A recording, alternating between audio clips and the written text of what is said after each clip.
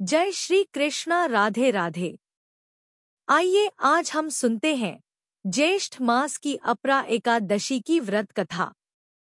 आप सभी को अपरा एकादशी की बहुत बहुत बधाई हो। ज्येष्ठ मास के कृष्ण पक्ष की एकादशी को अपरा एकादशी के नाम से जाना जाता है। अपरा एकादशी को अचला एकादशी के नाम से भी जाना जाता है। अपरा एकादशी के दिन भगवान विष्णु जी की पूजा की जाती है। अपरा एकादशी का व्रत व कथा करने से मनुष्य मृत्यु के बाद विष्णु लोक को प्राप्त होता है। अपरा एकादशी का व्रत करने से मनुष्य अपने पूर्वजों की भटकती आत्माओं को भी मुक्ति दिला सकते हैं। अपरा एकादशी का व्रत करने से बुरे से बुरा व बड़ा पाप कर्म भी नष्ट हो जाता है तथा ब्रह्मा हत्या जैसे पाप से भी मुक्ति मिलती है। अपरा एकादशी का व्रत करने से मनुष्य की सभी मनोकामनाएं पूरी होती हैं। तो आइए आज हम सुनते हैं अपरा एकादशी की व्रत कथा। बोलो श्री विष्णु भगवान की जय। एक पौराणिक कथा के अनुसार एक बार पांडवों के सबसे बड़े भाई युधिष्ठिर ने भगवान श्री कृष्ण से पूछा कि जेठ माह के कृष्ण पक्ष की आने वाली एकादशी का नाम क्या है और इसका व्रत करने से हमें कौन से फलों की प्राप्ति होती है और इस एकादशी का व्रत किस प्रकार किया जाता है।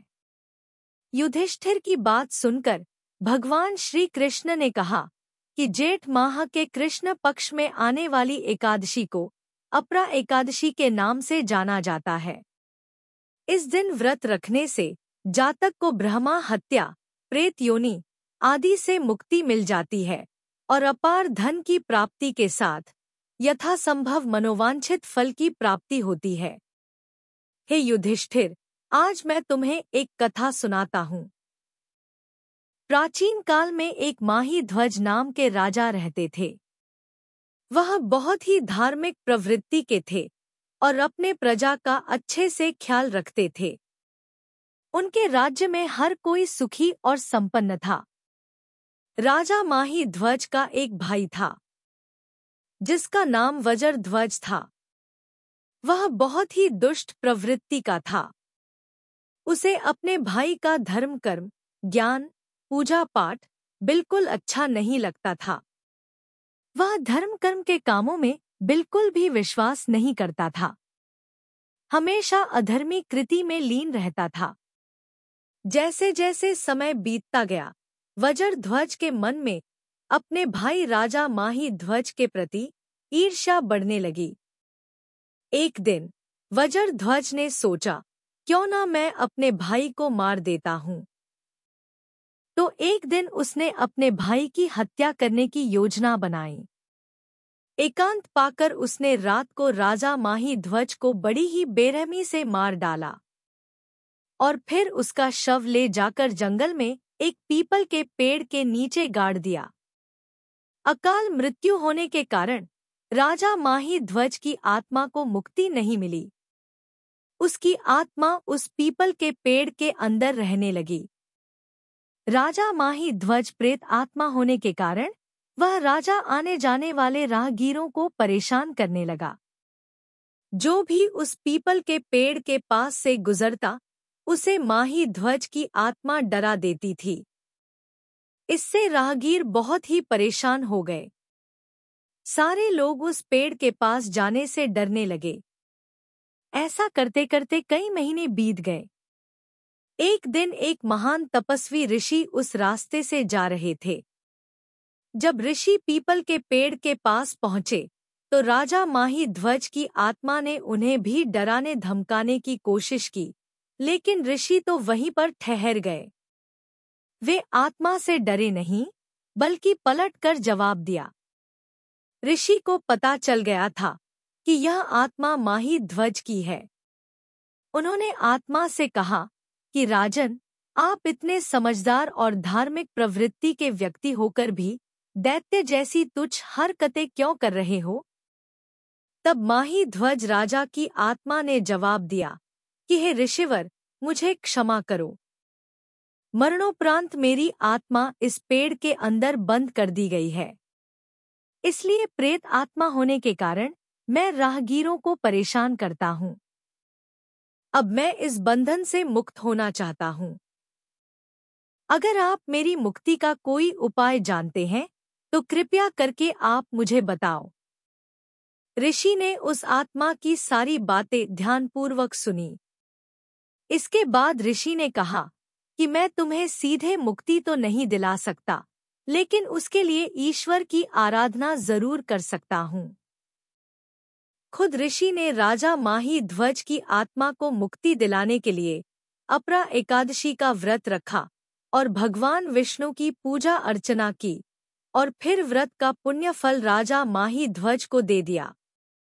इस व्रत के फल स्वरूप राजा माही ध्वज की आत्मा पीपल के पेड़ से मुक्त हो गई और स्वर्ग लोक में चली गई। इस तरह दयालु ऋषि ने राजा को प्रेत योनि से मुक्ति दिलाने के लिए स्वयं ही अपरा एकादशी का व्रत किया। इसके पुण्य के प्रभाव से राजा माही ध्वज को प्रेत योनि से मुक्ति मिली, तो उसने ऋषि का बहुत बहुत धन्यवाद दिया और पुष्प विमान से बैकुंठ धाम को चले गए। इसके बाद श्री कृष्ण भगवान कहते हैं कि राजन, इस अपरा एकादशी की व्रत कथा को मैंने जनहित के लिए कही है। इसे पढ़ने अथवा सुनने वाले और व्रत करने वाले सभी मनुष्यों को सभी पापों से मुक्ति मिलती है। जय हो श्री विष्णु भगवान की। आइए अब हम सुनते हैं एकादशी व्रत के दिन सुनी जाने वाली ग्यारस माता की कहानी। एक समय की बात है, एक गांव में एक बूढ़ी अम्मा रहती थी।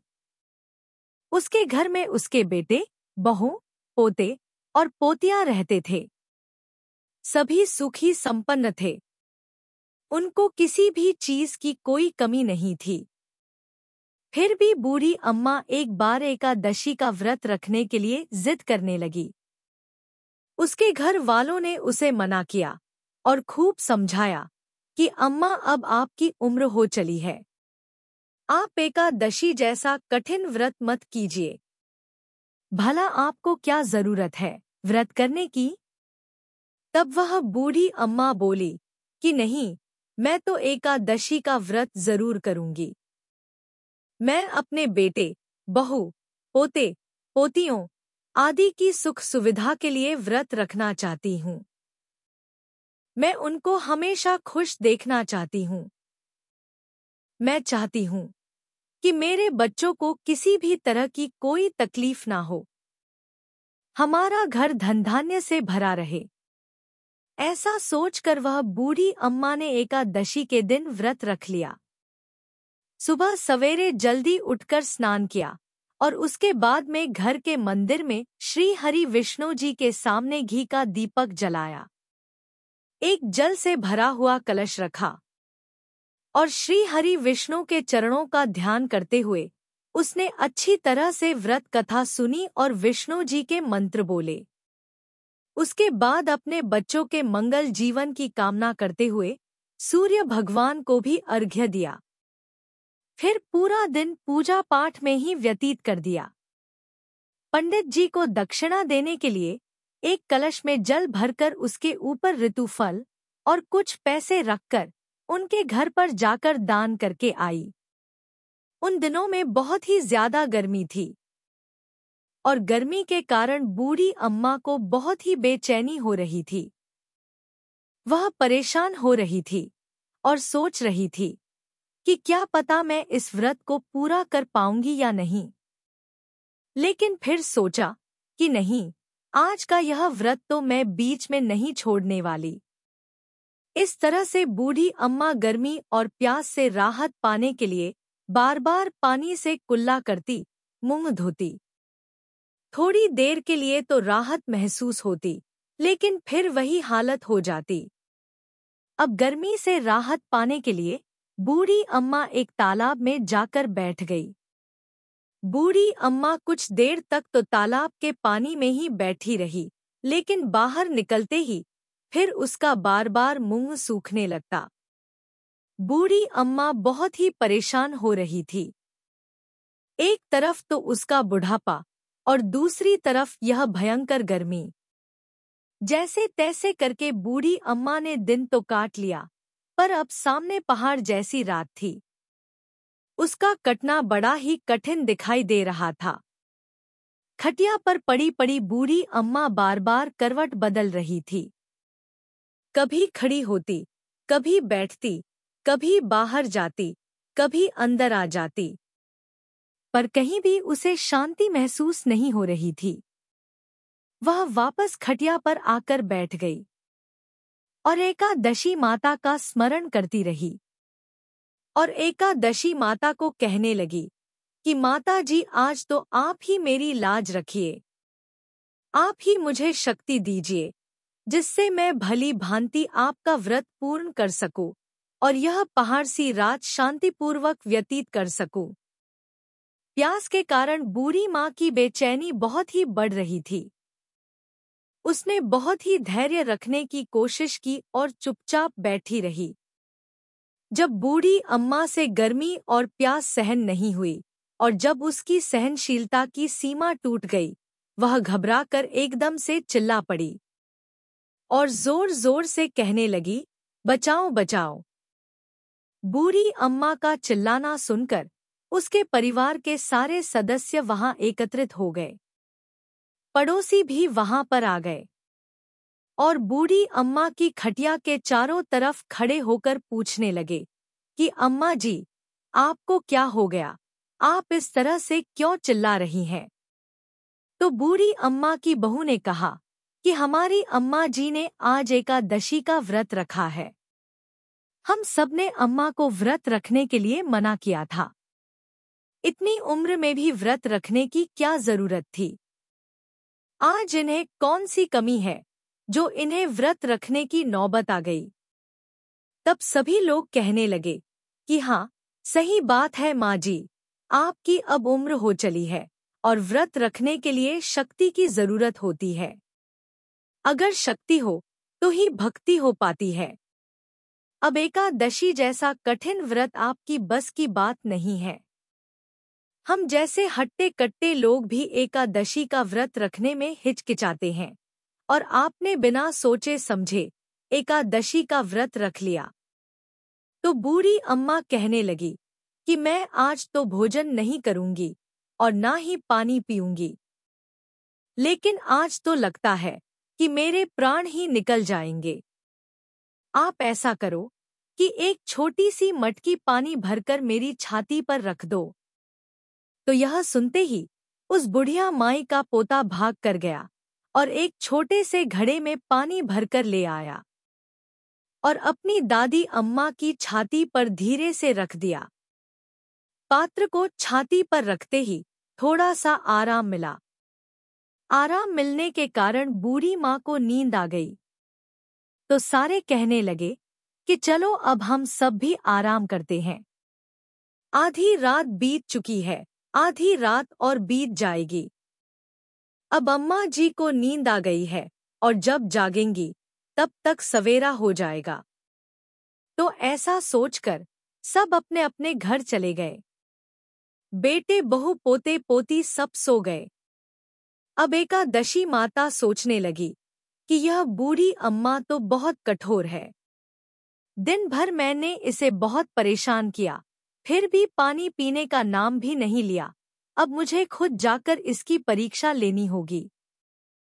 यह सोचकर एकादशी माता मुर्गे का रूप लेकर रात को ही बांग देने लगी। तो मुर्गे की आवाज सुनकर बूढ़ी माँ की नींद खुल गई और उसने सोचा कि लगता है भोर हो गई है। वह जल्दी से खड़ी हुई और बाहर जाकर आसमान की ओर देखा तो आसमान में कहीं भी उसे प्रातःकालीन तारा दिखाई नहीं दिया। तब वह सोचने लगी कि यह मुर्गा क्यों और कैसे बोल रहा है। अभी तो जो तालिया तारा उगता है, जिसे देखकर मैं अनुमान लगाती हूँ कि सवेरा हो गया है, वह भी नहीं निकला है, फिर यह मुर्गा कैसे बोल रहा है। इस तरह सोचते सोचते बूढ़ी अम्मा को फिर से प्यास लग गई। अब उनका मन विचलित होने लगा। लेकिन उसने निश्चय कर रखा था कि व्रत को तो मैं पूरा करके ही रहूंगी, भले कुछ भी हो जाए, चाहे मेरे प्राण ही क्यों ना निकल जाए। यह सोचकर वह खटिया पर जाकर लेट गई और एकादशी माता को याद करती रही। तब एकादशी माता ने एक बार फिर उसकी परीक्षा लेने की सोची। माता रानी एक छोटी सी बालिका का रूप धारण करके एक गिलास में शरबत लेकर उस बूढ़ी अम्मा के सिरहाने आकर खड़ी हो गई और जोर जोर से बोली कि दादी जी, सवेरा हो गया है, आप हाथ मुंह धोकर शरबत पी लीजिए।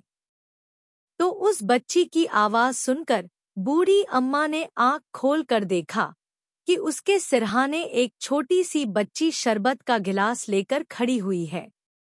इतना अच्छा शरबत देखकर बूढ़ी माँ का मन ललचाने लगा, लेकिन तभी उसे अचानक से याद आया कि आज तो मेरा एकादशी का व्रत है, मैं इस तरह से शरबत नहीं पी सकती। यह सोचकर उसने फिर से अपनी आंखें बंद कर ली। थोड़ी ही देर में उसे ऐसे लगने लगा कि जैसे उसे किसी ने कुएं में पटक दिया है।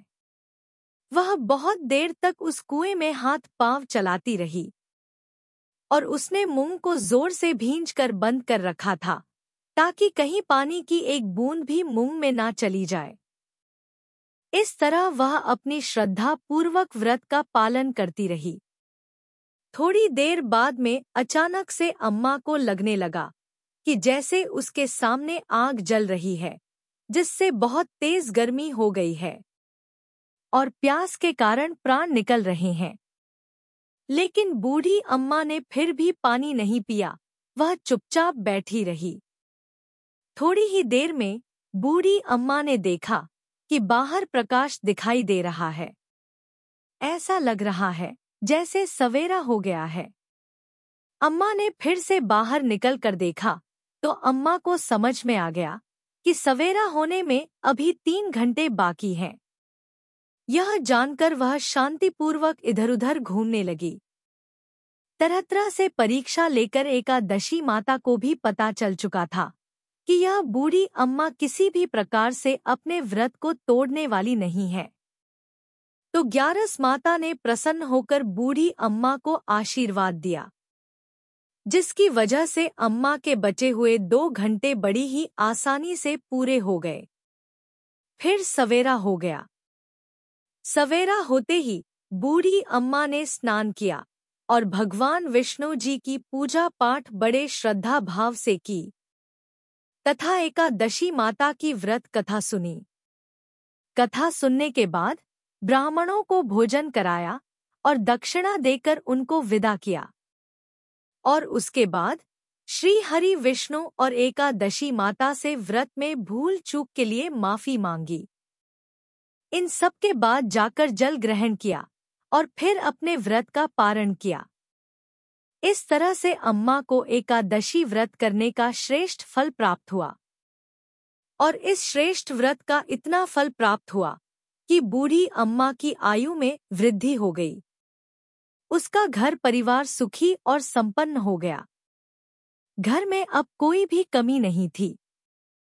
वे सब धन धान्य से परिपूर्ण हो गए थे और उनके घर हर तरह से सुख साधनों से संपन्न हो गया।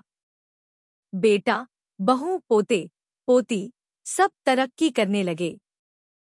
फिर वह बूढ़ी अम्मा इस लोक के सारे सुखों को भोगकर अंत में विष्णु धाम को गई। हे एकादशी माता, जैसा फल आपने बुढ़िया अम्मा को दिया वैसा ही सबको देना।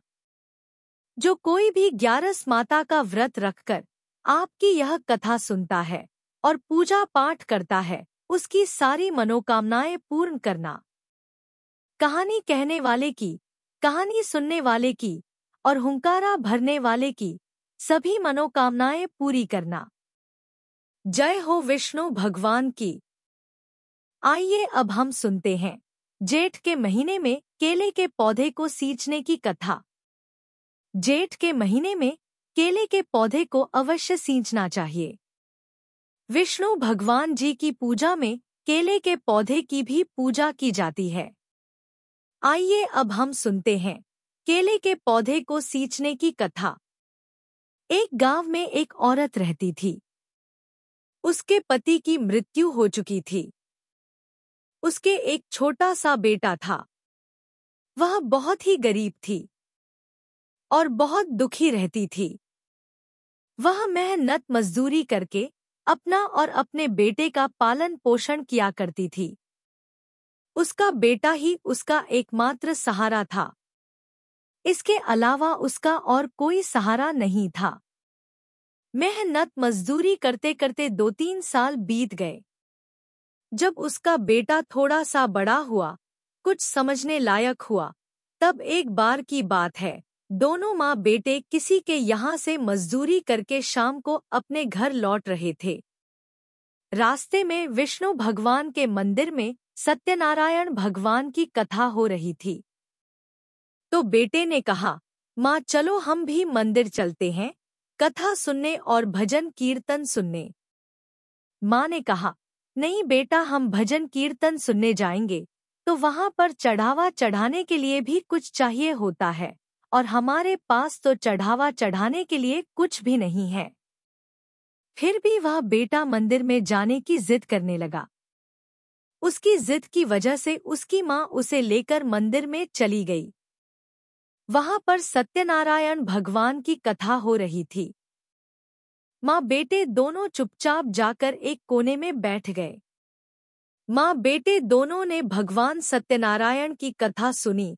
उसके बाद भगवान की आरती होने लगी, कीर्तन होने लगे। आरती के बाद सभी लोग खुश थे, लेकिन उस बच्चे की माँ बिल्कुल चुपचाप उदास बैठी हुई थी। ब्राह्मण ने उसे कई बार देखा तो भजन कीर्तन समाप्त होने के बाद जब प्रसाद बांटने लगे तो ब्राह्मण ने पूछा कि बेटा तू इतनी उदास क्यों बैठी है, मुझे बताओ। तो उसने कहा कि बाबा मैं बहुत ही गरीब हूँ। मैं कथा सुनने के लिए आ तो गई, पर भगवान को चढ़ावा चढ़ाने के लिए मेरे पास एक पैसा भी नहीं है। ऐसा कहते हुए उसने उस ब्राह्मण को अपनी पूरी व्यथा बताई। उस ब्राह्मण ने कहा कि बेटा उदास मत हो, भगवान सबकी सुनते हैं, तेरी भी सुनेंगे। तू ऐसा करना, आज वैसाख की पूर्णिमा है और कल से जेठ मास का आरंभ हो जाएगा, तो तुम ऐसे में जेठ मास से सुबह जल्दी उठकर स्नान करना।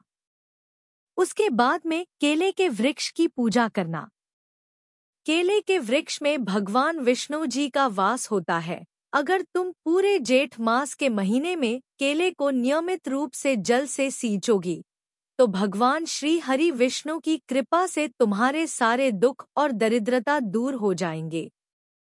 उस ब्राह्मण से सत्यनारायण भगवान की सारी पूजा विधि जानकर अपने बेटे के साथ बड़ी खुशी खुशी घर आ गई। दूसरे दिन सुबह जल्दी उठकर स्नान किया और बाद में रोजाना नियमित रूप से केले के पौधे में पानी सींचने लगी। नियमित रूप से केले के पौधे में घी का दीपक जलाती और चढ़ावे के रूप में थोड़ी सी चने की दाल और गुड़ का भोग लगाती।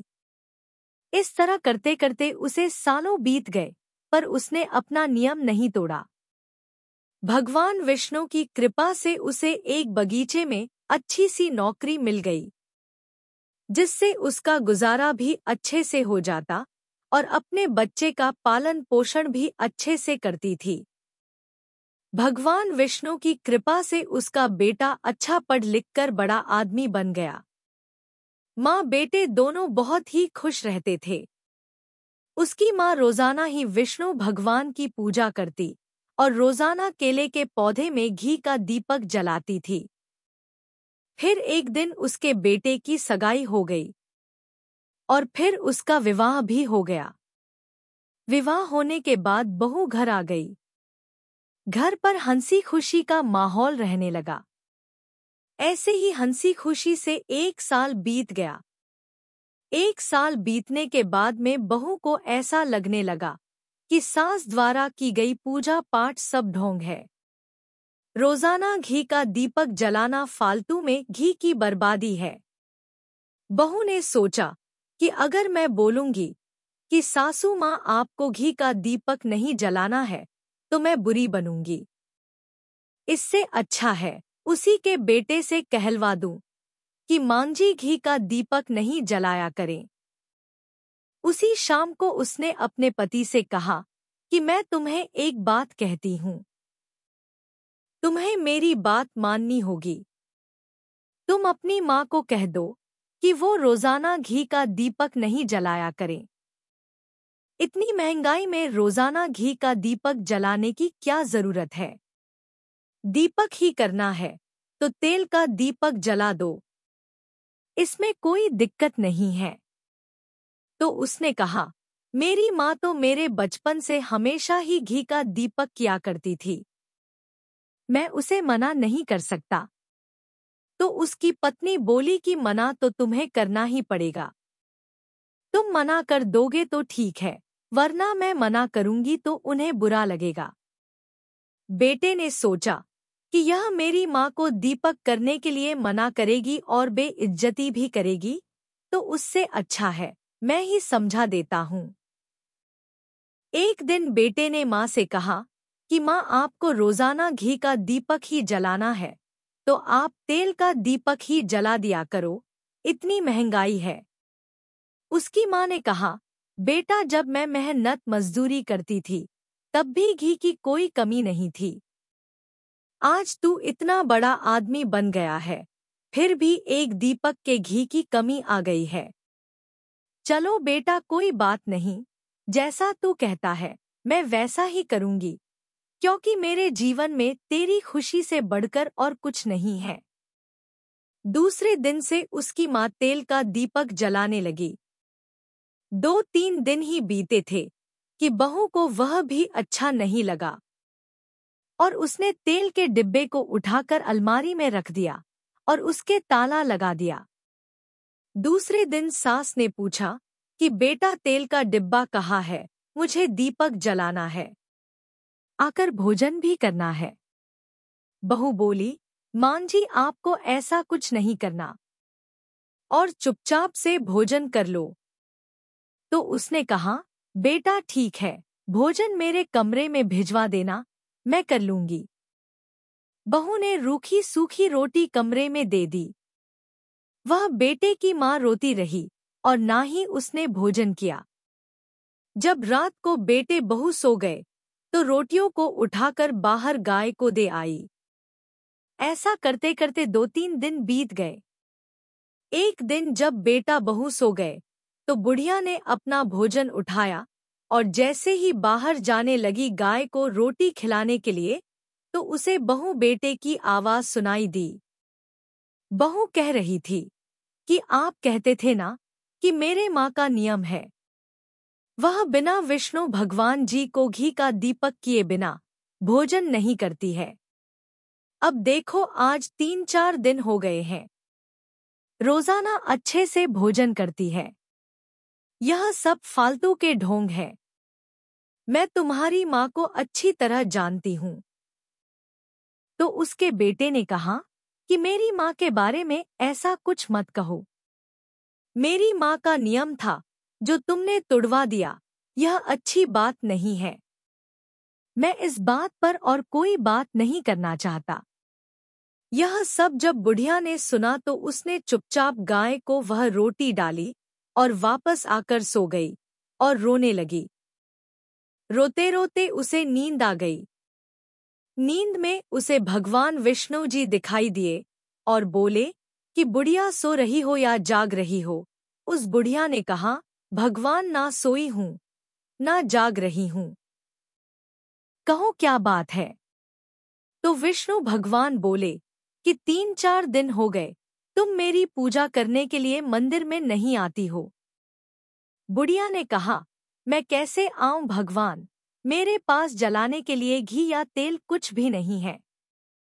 तो विष्णु भगवान ने कहा कि निराश होने की जरूरत नहीं है, तुम कल केले के पेड़ के नीचे आ जाना, तुम्हें सब कुछ मिल जाएगा। ऐसा कहकर भगवान विष्णु जी अंतर्ध्यान हो गए। बुढ़िया माई की जैसे ही आंख खुली तो उसने इधर उधर देखा पर उसे कोई दिखाई नहीं दिया। बुढ़िया माई ने सुबह उठकर वैसा ही किया जैसा भगवान विष्णु जी ने सपने में बताया था। जल्दी से स्नान किया और केले के पेड़ के पास जाकर बैठ गई। तो उसने देखा कि वहां पर तो पहले से ही एक दीपक रखा हुआ है, उसमें घी भी है और बिना जली हुई बाती भी रखी है। बुढ़िया माई इधर उधर देखने लगी कि क्या पता किसी और का हो। तभी केले के पेड़ के अंदर से आवाज आई कि बुढ़िया माई, यह तुम्हारे लिए ही है, तुम दीपक जलाओ, भोग लगाओ और कथा कहो, फिर घर जाकर भोजन कर लेना। यह देखकर बुढ़िया बहुत ही खुश हुई और बड़े ही प्रसन्नचित मन से केले के वृक्ष की पूजा की और कथा कही और फिर घर आ गई। घर जाकर बड़ी खुशी से भोजन कर लिया। अब बुढ़िया के तो रोजाना का नियम बन गया। रोजाना सुबह उठकर स्नान करती और सीधी केले के पौधे के पास चली जाती। वहां पर सब कुछ उसे तैयार मिलता। कथा कहती, पूजा करती, दीपक जलाती और घर आ जाती। एक दिन की बात है कि उसके बहू के भाई और भाभी घर आए हुए थे। बहू ने सोचा कि आज हलवा बना लेती हूँ, तो उसने घी निकालने के लिए जैसे ही अलमारी का ताला खोला और घी के डिब्बे को खोलकर देखा तो उस डिब्बे में आधा ही घी था। उसने जल्दी से अपने पति को बुलाया और बोला कि यह देखो, तुम्हारी माँ ने घी चुराया है। तो उसका बेटा बोला कि ऐसा मत बोलो, मेरी माँ चोरी नहीं कर सकती। तुमने ताला लगाया था, फिर मेरी माँ ने घी कैसे चुराया? वह बोली, वह मुझे नहीं पता, पर चोरी तो तुम्हारी माँ ने ही की है। चलो अब एक बार मैं भैया भाभी को खाना खिला देती हूँ, फिर जब वह चले जाएंगे तब कल से देखना इस अलमारी को और तुम्हारी माँ को दोनों की निगरानी करनी है। दूसरे दिन दोनों बैठ गए, लेकिन उसकी माँ तो अलमारी के पास आई भी नहीं। उसने तो स्नान किया और बाहर चली गई। बेटा और बहू दोनों ही माँ के पीछे पीछे चले गए। माँ सीधे केले के पौधे के पास गई और बैठ गई। वहां पर उन्होंने देखा कि दीपक पहले से पड़ा है। दीपक में अंदर बाती भी लगी हुई है और घी भी है। बुढ़िया ने सीधा दीपक जलाया और पूजा करने लगी। पूजा करने के बाद वह बुढ़िया पौधे से लिपटकर बुरी तरह से रोने लगी और कहने लगी, भगवान, ऐसी पूजा का क्या फायदा जो मेरे बेटा बहू मुझसे बोलते तक नहीं है। जिस बेटे को मैंने इतनी कठिनाइयों से पाला है वह आज मुझसे बात भी नहीं करता है। बहू कहती है कि मैं चोर हूँ। अब भगवान आप ही बताओ, मैं कहाँ जाऊं? आप क्यों मेरी परीक्षा ले रहे हो? मुझे और कितनी परीक्षाएं देनी होगी? मैंने ऐसा कौन सा पाप या बुरा कर दिया जिसकी वजह से मुझे यह दिन देखना पड़ रहा है?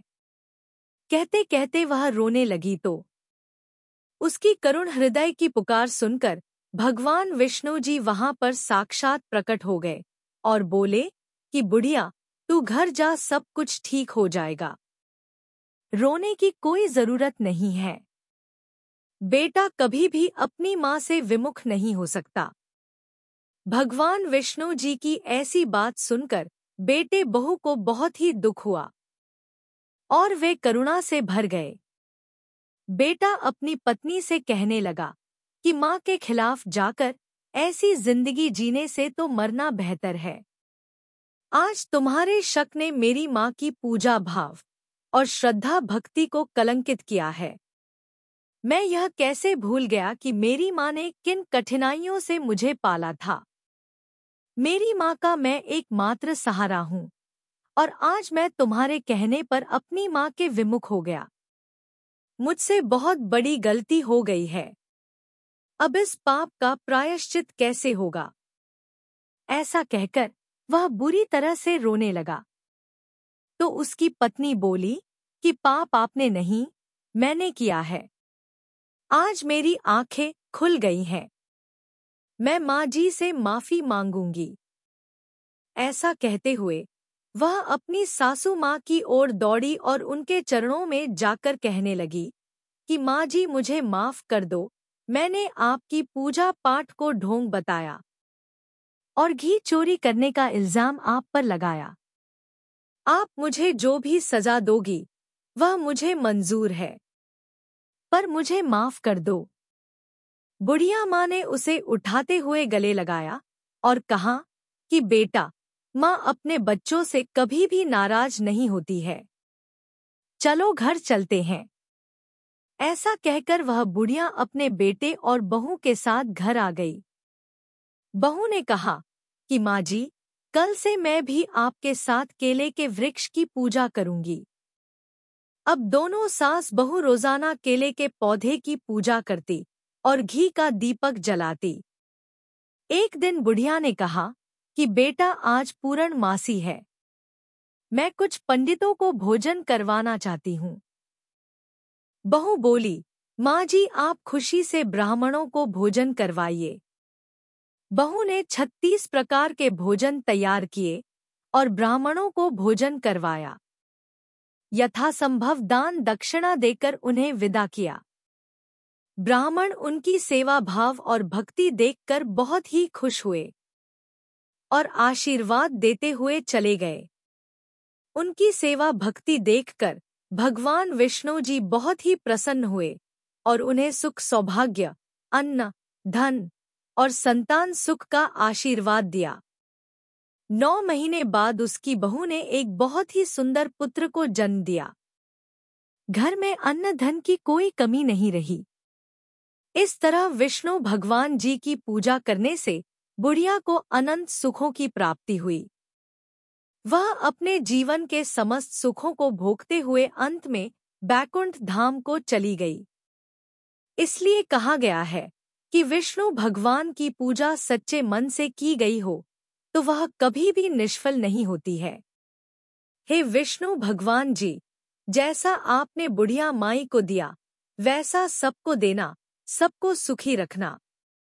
कहानी कहने वाले को, कहानी सुनने वाले को और हुंकारा भरने वाले को सभी की मनोकामनाएं पूरी करना। जय हो श्री विष्णु भगवान जी की। आइए अब हम सुनते हैं गणेश जी की कथा। जय हो गणेश जी भगवान की।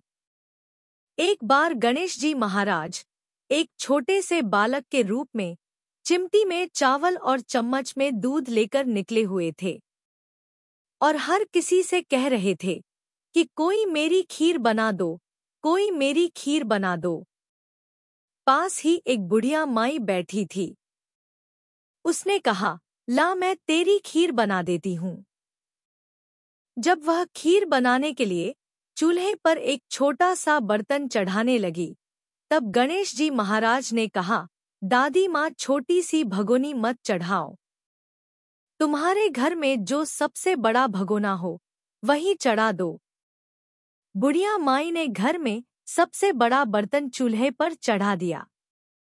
देखते ही देखते वह पूरा भगोना भर गया। गणेश जी महाराज ने कहा, दादी माँ मैं नहा कर आता हूँ। जब खीर तैयार हो गई तो बुढ़िया माई के पोते पोती खीर खाने के लिए रोने लगे। तब बुढ़िया माई ने गणेश जी महाराज का नाम लेकर उनको भोग लगाने के लिए थोड़ी सी खीर डाली और भोग लगा दिया और कटोरा भर भर कर बच्चों को दे दिया। पड़ोसन ऊपर से देख रही थी। बुढ़िया माई ने सोचा यह चुगली कर देगी, तो एक कटोरा भरकर उसे भी पकड़ा दिया। बेटे की बहू ने चुपके से एक कटोरा खीर खाई और कटोरा चक्की के नीचे छुपा दिया। अब भी गणेश जी महाराज नहा कर नहीं आए।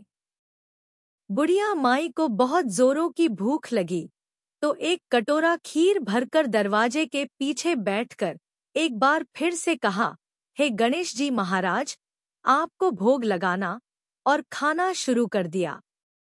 तभी गणेश जी महाराज आ गए। बुढ़िया माई ने कहा, अरे गणेशा खीर खा ले। मैं तो तेरी राह कब से देख रही थी। गणेश जी महाराज ने कहा, दादी माँ मैंने तो खीर खा ली। बुढ़िया माई ने कहा, तुमने खीर कब खाई। गणेश जी महाराज ने कहा, जब तेरे पोते पोती ने खाई तब खाई, जब तेरी पड़ोसन ने खीर खाई तब खाई, जब तेरी बहू ने खीर खाई तब खाई, और जब तूने खीर खाई तब खाई, तो अब मेरा पेट पूरा ही भर गया है।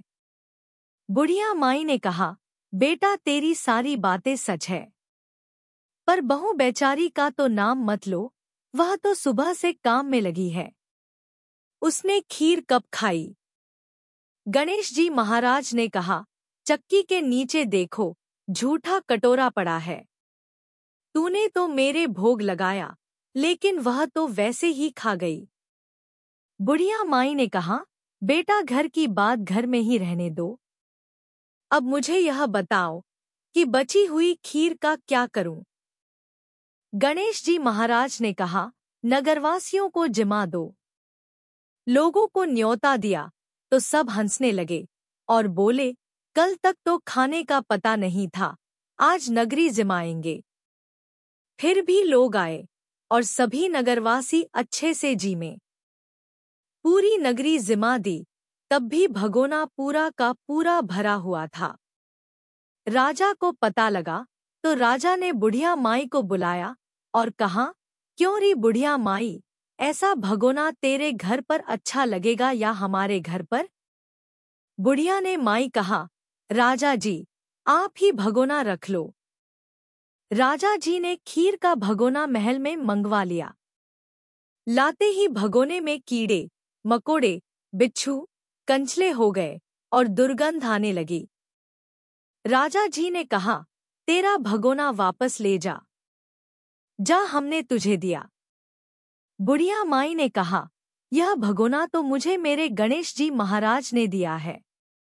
बुढ़िया माई ने भगोना वापस लिया, लेते ही सुगंधित फिर से खीर हो गई। घर जाकर बुढ़िया माई ने गणेश जी महाराज से पूछा, बची हुई खीर का क्या करूं।